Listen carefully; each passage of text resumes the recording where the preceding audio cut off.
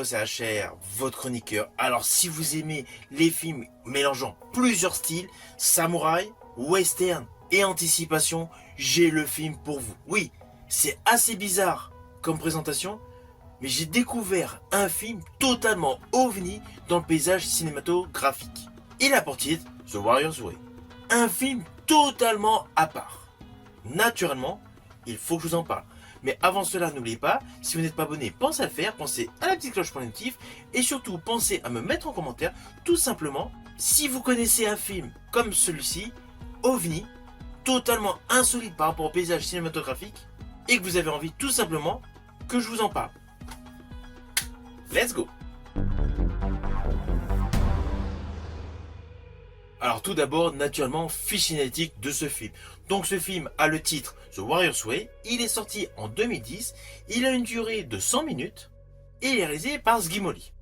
Et une distribution internationale. On y retrouve notamment Geoffrey Rush, Kate Bosworth, Danny Huston et Don Gunjang. C'est d'ailleurs lui qu'on voit le plus à l'écran. En second, le personnage interprété par Kate Bosworth. Alors comme je vous l'ai dit en préambule, il est totalement insolite avec l'histoire suivante.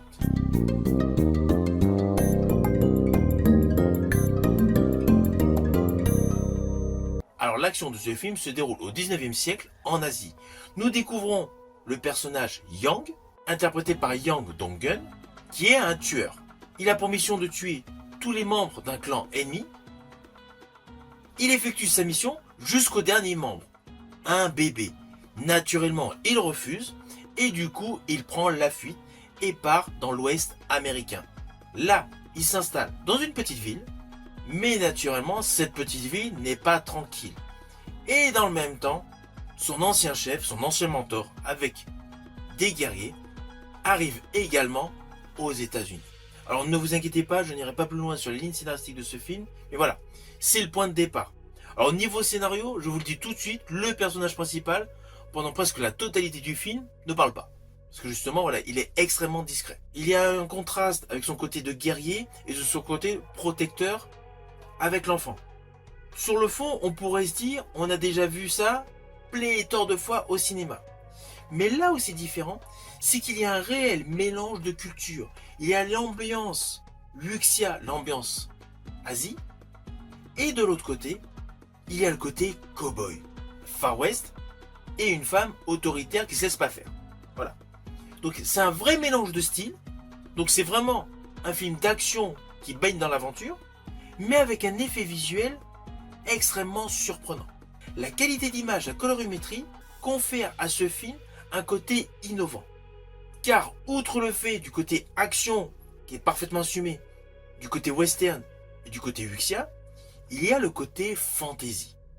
En clair, c'est comme si on prenait le film Légende de Ridley Scott avec Tom Cruise, qu'on le mélangeait avec Silverado porté par Kevin Costner et Bodyguard and Assassins avec Donnie Yen.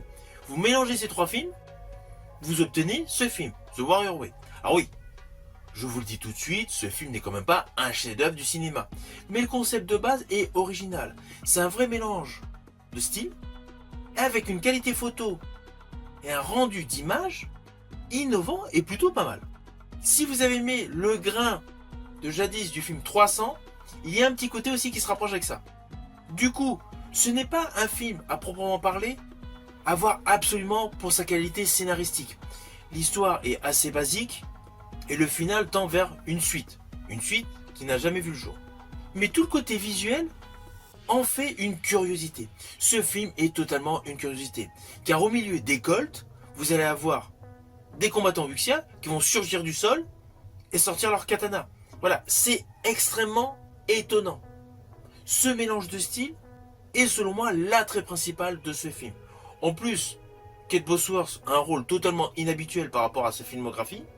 Si vous avez vu Superman Returns, vous allez vous apercevoir que ça n'a aucun rapport. Sa composition est différente. Mais elle colle.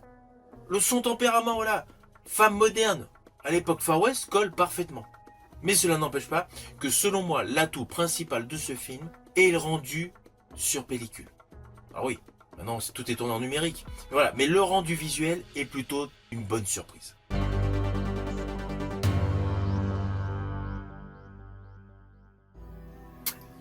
Avant de conclure, je tiens à vous préciser que si vous appréciez ce film The Warrior's Way, je vous invite à découvrir le film Solomon Kane. Film totalement dans la même veine, qui est peu connu du public et qui mérite vraiment le coup d'œil. Il y a un côté horrifique, un côté action, un côté surnaturel, avec des combats extrêmement fluides et un personnage principal tonitruant.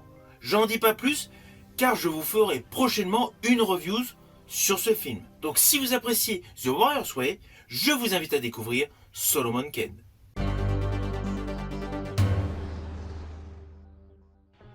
Mais ceci dit, je tiens quand même à vous le repréciser. Ne vous attendez pas à un chef-d'œuvre du cinéma. C'est selon moi tout simplement une curiosité. S'il y a d'autres films dans le même style que vous connaissez, n'hésitez surtout pas à me le mettre en commentaire. Alors au final, naturellement, c'est un film que je vous invite à découvrir. Il est disponible sur Prime Video, et également disponible en support physique via DVD ou Blu-ray. Ce n'est pas le plus grand film de tous les temps, c'est clair. Mais c'est une curiosité visuelle. C'est un film qui gagne tout simplement à être connu. Si vous avez aimé la vidéo, n'oubliez pas, petit pouce vers le haut, pensez au partage. Quant à moi, je vous dis à bientôt pour une prochaine vidéo.